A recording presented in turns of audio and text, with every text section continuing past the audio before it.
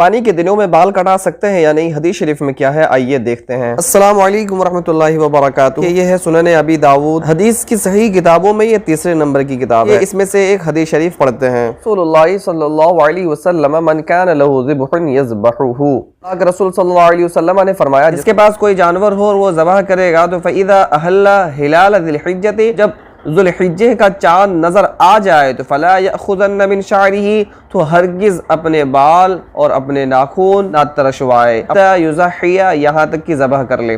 حدیث شریف سے پتہ چلتا ہے کہ جو آدمی اپنے طرف سے قربانی کرے گا تو ذی الحجہ کا چاند نظر آ جائے اس کے بعد وہ ناخن اور بال نہیں کٹا سکتا ہے، یہی مستحب طریقہ ہے۔ لیکن فقہاء کرام فرماتے ہیں اگر کسی کا اس کے نیچے کا بال یا ناخن یا بغل کا بال 40 دن یا اس سے زیادہ ہو گیا ہے تو ذی الحجہ کا چاند نظر آ جائے اس کے باوجود وہ چیزوں کو کٹوا لے، مستحب چیز آئے اور اس کے مقابل میں کوئی واجب چیز آ جائے تو واجب پر عمل